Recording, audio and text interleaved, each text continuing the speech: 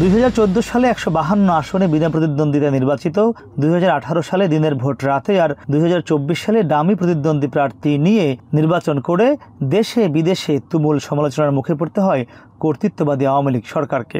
ভোটাধিকার কেড়ে নেয়া ও মানবাধিকার লঙ্ঘন সহ নানা অভিযোগে ছাত্র জনতার গণ অভ্যুত্থানে শেষমেশ আগস্টে পতন হয় শেখ হাসিনার। দেশ ছাড়তে বাধ্য হন তিনি। এমন পরিস্থিতিতে এবার জাতিসংঘে দেশের প্রতিনিধিত্ব করছেন প্রধান উপদেষ্টা ডক্টর মোহাম্মদ ইউনুস। নিউ ইয়র্কের স্থানীয় সময় বৃহস্পতিবার জাতিসংঘে মার্কিন পররাষ্ট্রমন্ত্রী ব্লিংকেনের সাথে বৈঠক করেন ডক্টর ইউনুস। বৈঠকে বাংলাদেশে রাষ্ট্র সংস্কার, নির্বাচন কমিশন গঠন ও ভোটার তালিকা হালনাগাদের প্রয়োজনীয়তা তুলে ধরেন ইউনুস। এসব শেষ করার 18 মাস পর জাতীয় নির্বাচন আয়োজনের কথা যুক্তরাষ্ট্রকে জানান প্রধান উপদেষ্টা।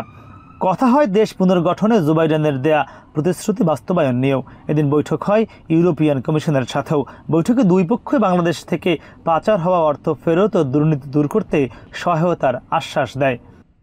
টাকাগুলো কিভাবে ফেরত আনা যায় এটা একটা কষ্টসাধ্য বিষয়, বাট এটার জন্য স্যার কিন্তু সবার সাথে কথা বলছেন।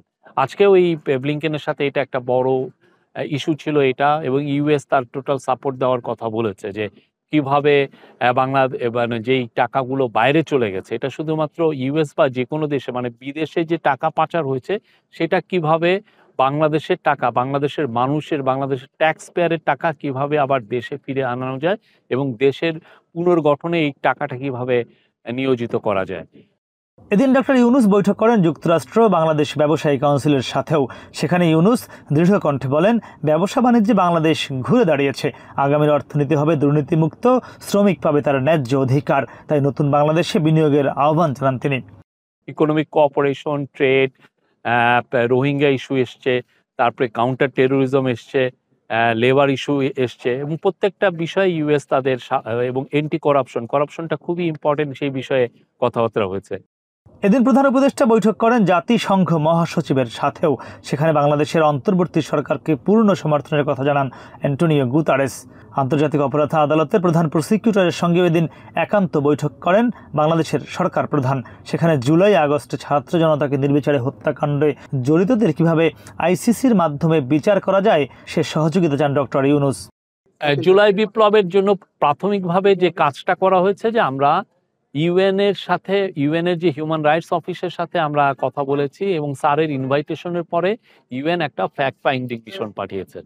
সেই ফ্যাক্ট ফাইন্ডিং মিশন কাজ করুক, তারা তাদের রিপোর্টটা দিক, কি হলো, কেন হলো, কারা এইটার জন্য জড়িত। আমরা তো সবাই জানি কি হয়েছে, বাট এই ইউএন তো তাদের একটা সিস্টেমেটিক প্রোব করে, ইনভেস্টিগেশন। সেই ইনভেস্টিগেশনে দেখবে যে কারা কারা এটা ঘটনাটা ঘটিয়েছে, কার অর্ডারে এই বাংলাদেশের ইতিহাসে সবচেয়ে ন্যাক্কারজনক একটা ম্যাস মার্ডার হয়েছে, গণহত্যা হয়েছে। হ্যাঁ, এইটা তো ওদের রিপোর্টে আসুক। তারপরে যে পরবর্তী বিষয়ে যে এটা কি আইসিসিতে যাবে নাকি এটা ডোমেস্টিক কোনো কোর্টের মাধ্যমে এটা হবে, সেটা তো পরের বিষয়। আগে ইউএন ফ্যাক্ট ফাইন্ডিং মিশন কাজ করছে, তারা গত 1-2 সপ্তাহ ধরে কাজ করছে, আরও কাজ করুক, তাদের ফুল রিপোর্টটা হোক। এছাড়া ডক্টর ইউনুসের সাথে দ্বিপাক্ষিক বৈঠকে বাংলাদেশকে পানি নিষ্কাশন, বন্যা মোকাবেলা ও কৃষিতে সহায়তার আশ্বাস দেন নেদারল্যান্ডের প্রধানমন্ত্রী। শুক্রবার বাংলাদেশ সময় রাত 8টার দিকে জাতিসংঘে বিশ্ব নেতাদের উদ্দেশ্যে ভাষণ দেওয়ার কথা রয়েছে প্রধান উপদেষ্টা ডক্টর মোহাম্মদ ইউনুসের। জাতিসংঘ সম্মেলনে অংশ নিয়ে গত 3 দিনে এখন পর্যন্ত প্রায় 30 জন বিশ্ব নেতার সঙ্গে একান্তে বৈঠক করেছেন প্রধান উপদেষ্টা ডক্টর মোহাম্মদ ইউনুস, যেখানে জুলাই আগস্টের গণহত্যা ও বাংলাদেশের বর্তমান অর্থনীতির বিষয়টি আলোচনায় গুরুত্ব পেয়েছে। তাই ধারণা করা হচ্ছে জাতিসংঘ সম্মেলনের ভাষণেও ডক্টর মোহাম্মদ ইউনুস জুলাই আগস্টের গণঅভ্যুত্থান ও গণহত্যার পাশাপাশি নতুন বাংলাদেশ বিনির্মাণে বিশ্ব নেতাদের সামনে একটি রূপরেখা তুলে ধরবেন। মাহমুদ রাকিব, এখন নিউ ইয়র্ক, যুক্তরাষ্ট্র। কালার এক্সপার্ট, জর্জ স্যাপ এবং মাইল্ড অন হ্যান্ডস টেকনোলজি সমৃদ্ধ অরিক্স ক্রিস্টাল ওয়াশ আপনার লন্ড্রি এক্সপার্ট।